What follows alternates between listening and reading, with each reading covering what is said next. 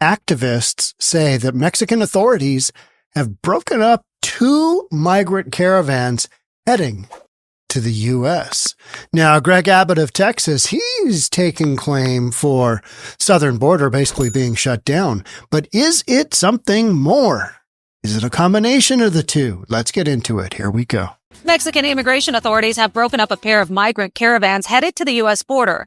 Activists say that some of the migrants were bused to cities in southern Mexico and others were offered transit papers. President Donald Trump has threatened to slap 25% tariffs on Mexican products unless the country does more to stem the flow of migrants to the U.S. border. Trump later confirmed that Mexico's president, Claudia Sheinbaum, had agreed to stop illegal migration across the border, with Sheinbaum saying the same day that migrants and caravans will be taken care of before they reach the border. So President of Mexico saying they will be taken care of. Kind of sounds a little ominous, doesn't it? Yeah. Ooh, what does that mean? Taken care of. I've had so many people reach out and say, well, John, do you think the deportations are really going to take place? What's going on? Southern border, the numbers of those folks crossing the southern border. Because let's be honest, if you haven't crossed by now and either don't have the money worked out or you know that you have a very shaky case to coming into the United States and actually getting political asylum, or it's just too big of a trip to make. Can't make it. You just can't work out how to get that done, because otherwise you would have done it by now, right? I mean, just maybe life circumstances, who knows? The Mexican immigration authorities have broken up 2 small migrant caravans headed to the U.S. border, activists said Saturday. Some migrants were bused, as the video was saying, were bused to cities in southern Mexico, and others offered transit papers. So this is what we continually hear, is that since Q4 in 2023, remember when we just had literally hundreds of thousands of illegals pouring over the southern border? And then because there were so many people that came into the U.S. illegally, it became a hot political topic as far as just bearing down on the election. And so Biden knew, this isn't making me look good. In fact, this makes me look horrific. And his sidekick, Kamala Harris, heels up Harris, she looked even worse because she was the border czar. Let's be honest. The border czar that wasn't. The border czar that spoke word salad, right? I mean, just rah, rah, rah, rah, rah. I finally realized that the reason Kamala Harris couldn't go on the Joe Rogan podcast had nothing to do with scheduling and all that. Everybody knew on both sides she couldn't talk for 3 hours. Because could you imagine what that would look like? Can you imagine what that would look like on a podcast? 3 hours of Kamala Harris. Oh, my word. No, nobody wanted to see that, including Joe Rogan, but he was curious enough to go, let's just take a rip at this and see what happens. Anytime you want to come on, you come to, where is he, Austin? No edits. Austin, we do 3 hours. Kamala Harris, no, can't do it. I got to go on Call Her Daddy. And that's literally what she did. So there's this notion out there that what Greg Abbott has done in Texas, he's put up the razor wire. He got that court case, a court, last week told him, hey, you can keep putting up razor wire. You're doing your thing. An appeal court said, yeah, I mean, you're basically, creating the border of not only Texas, but you're shoring up the border of the United States. Keep going there, Greg. Just keep doing your thing. So people want to say, or Abbott specifically wants to say, look at all the work I'm doing. I'm really slowing the flow of illegals into the country. And in fact, it is this kind of stuff right here where you've got these big caravans. Now, to be fair, not one of these caravans has ever reached the border. We've never had 1,500 person, 2,500 person, 4,000 person caravan reach the border, because that would just be, tracking that the whole time would just basically make an utter mockery, far worse than what we've already seen at the southern border, where you've got these, tons and tons and tons of groups, but not one big, huge group like 2,500 or 1,500. So now Mexican authorities and the president are basically stating, yep, we're going to help you out. help us help you so that you don't have to put a big tariff on us. That 25% tariff. Hey, we're trying. We're helping. Didn't help during that Biden administration, did they? No. The action comes a week after U.S. President-elect Donald Trump threatened to slap 25% tariffs on Mexican products. All you got to do is look at him sideways. Hey, what are you doing down there? Nothing? 2,500 person caravan, 1,500 person caravan. Yep, we've got a couple of ways that we work with them. And I've talked about this multiple times before. You just basically put them on that endless conveyor belt. And so if they get close to the northern border in Mexico, our southern border, you just ship them back down to, damn near Guatemala and have them start over. And if you do that enough times, guess what? People get tired and they give up. And that's literally what you've got going on here. So on Wednesday, Trump wrote last Wednesday, before Thanksgiving, wrote, Mexican President Claudia Sheinbaum had agreed to stop unauthorized migration across the border in the U.S.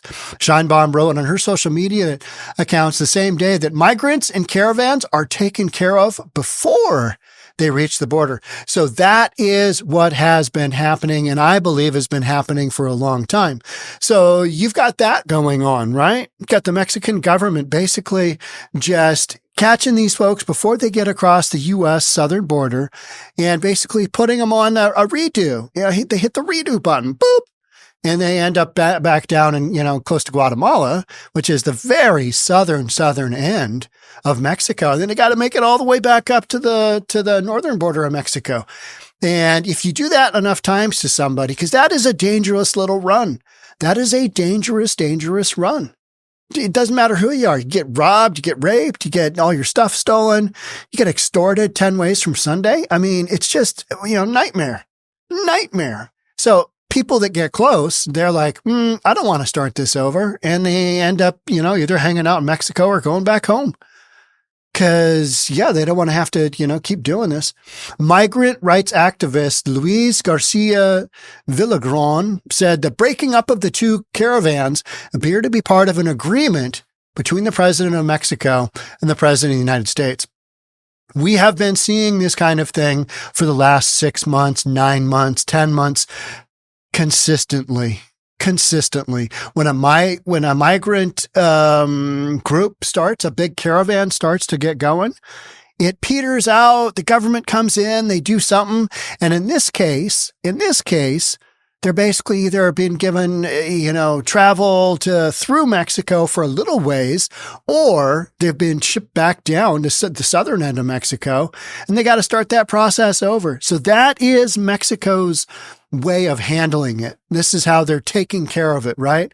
They're basically putting these people on this endless loop of, hey, here you go. You got to travel all the way back up there again. Good luck with that. First of the caravan started out from the southern Mexico city of Tapachula. That is way down there, near the border with Guatemala on November 5th, the day that Trump was elected. At its height, it had about 2,500 people in almost 4 weeks of walking, and had done about 270 miles to the state of, they got 270 miles further north. If you're enjoying this content, I've got more for you that you're not going to want to miss. First one, baby born from prison love. Inmates' plan makes history. 2 inmates made a baby. They were never in the same room. Interesting, you might say. Yeah, you want to check that one out. Here's another one. Man carjacked a woman while on probation for trying to carjack another woman. We've got a repeat offender here, folks. Where can you find these stories? These are on reasonabletv.com. They've got something in them that I can't play on other channels, right? What's it going to cost you? Well, free for 14 days, then you can dip out if you want, but if you want to keep getting the same great content, it's $3.99 a month or $39.99 a year. Check it out. It's worth a check, see, especially that prison story. Yeah, that's a good one.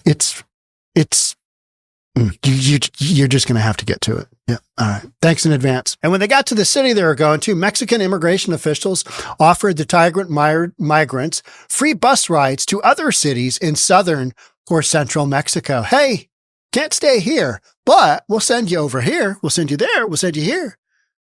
They took some of us to Acapulco, others to Morelia, and others from our group to Oaxaca City. said Barbara Rodriguez, an opposition supporter who left her native Venezuela after that country's contested presidential election earlier this year.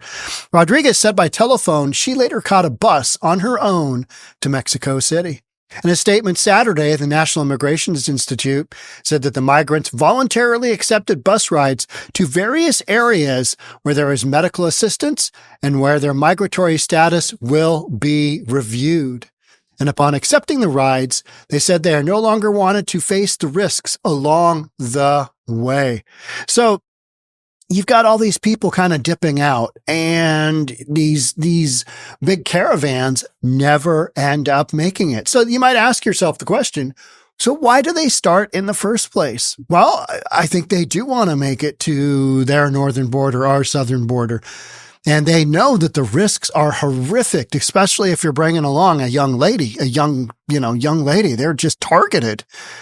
And so if you travel in a caravan, you've got numbers behind you, right? You've got a whole bunch of people, and allegedly it's safer to travel that way. I'm not sure that it is, but that is the word. But unfortunately, not one of these caravans has ever made it en masse to our southern border. They get derailed, they get misdirected, they get bamboozled, they get hoodwinked, to use a couple of Tiffany Hendricks' favorite words. They basically get, turned around or basically hit the reset button, and you got to go back to the beginning. Start over there, Junior. Try again. And literally, I've read accounts on here about people that have given up. And that is their goal. If you just keep them spinning for long enough, eventually they'll just say, oh, you know what? I'm just going right back to Venezuela or wherever it is. I don't know how that works from there. I don't know. I don't know what that looks like.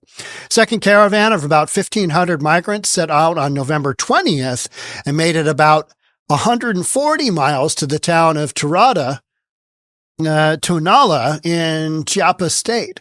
There, authorities offered a sort of transit visa that allows travel across Mexico for 20 days. So, they're 140 miles in.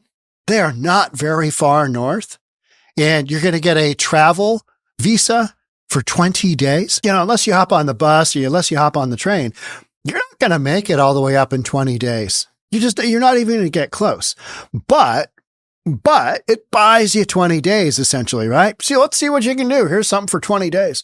I mean, if they wanted to be fair, they'd give it to them for, 2 months. And even then, it's an if they get up to the southern border. Sheinbaum has said that she is confident that a tariff war with the United States can be averted. And that is why she's making these kind of statements, is that she doesn't want a tariff war. Trump is not the dude that she wants to tangle with. Biden was the dude who opened up the southern border just wide open, and basically said, hey, everybody send us your undesirables. Bring them into the United States. It's go time. We're gonna offer parole for everybody. We're gonna offer that whole remain in Mexico thing. We're getting rid of that, and we're gonna do another 94 executive actions, easing up all restrictions on the southern border. And that's what they did. They literally did that. And then towards the end, when it became apparent that, this is a political hot potato, Kamala Harris starts coming out with, I've been tough on criminals all my life, and I'm going to really hammer down on these folks coming across the southern. And you're like, what? You are just talking out both sides of your mouth, and neither one has the truth. I mean, it was just absolutely shocking to see her spin, but she had to. Because she wasn't going to get elected with, it's all my fault. I was the border czar. And man, I really effed up that job because I just didn't do anything. When asked if she'd been to the southern border, she basically said, no, but I haven't been to Europe either. It's like, thank you for pointing that fact out as well. But her statement, this is President of Mexico, the day after she held a phone call with Trump, did not make clear who had offered what.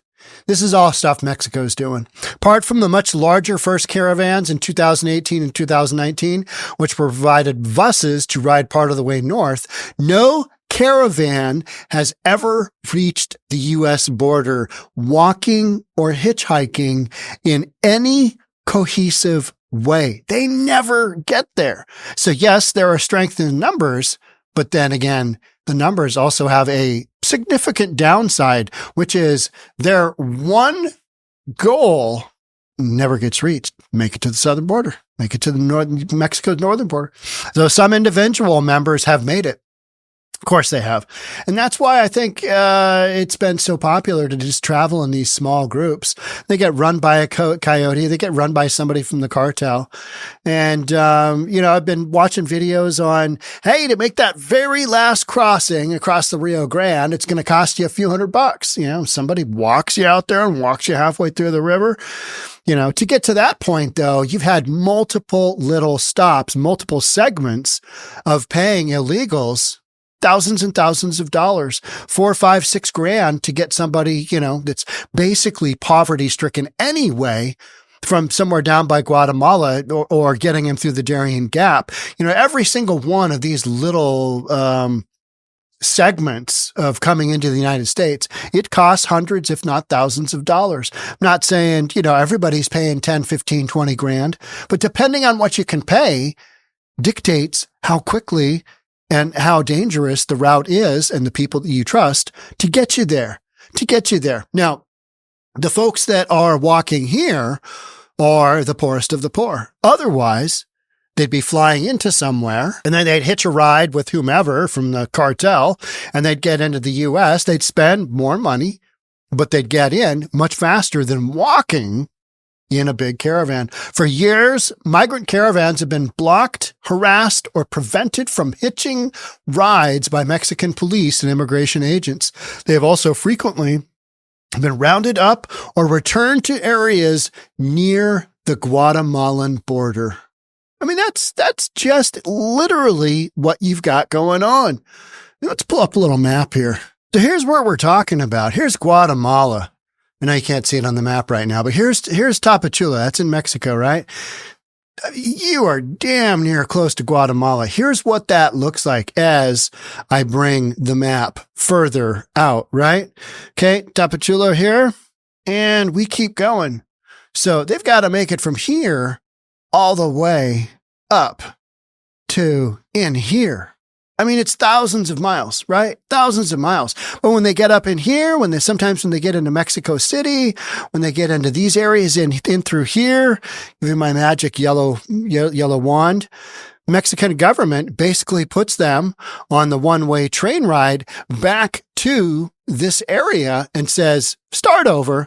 We're not going to throw you out of the country and we're not going to send you back home, but we are going to deport you very close back to Guatemala where you started as you came across the Darien Gap oftentimes and through Guatemala into Mexico to make that run.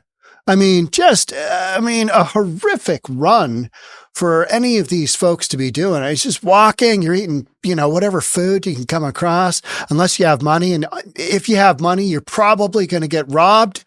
I mean, just so many different ways for this thing to go entirely sideways. And this is what has been happening, is that these folks have not been making it to the southern border.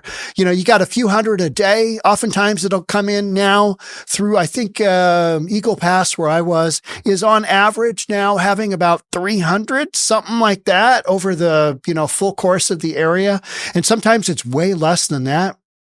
But we're kind of, those numbers are way, way down from the, December of 2023, when you had 322,000 or 305,000 people come across the southern border in just that month. 22,000 came across into Eagle Pass, a city of 28,000, the week before Christmas. So just some enormous numbers have been whittled way down. There's still a lot of people coming through, but so many of them have been discouraged by what Greg Abbott has done, meaning he's made it tougher to get in, what Trump is talking about, which is tariffs, and countries, like Mexico don't want to stare down the barrel of a Trump tariff, so they're willing to work. And the Mexican government has been working with Biden since it became wildly apparent that, having a wide open southern border wasn't going to help him at the time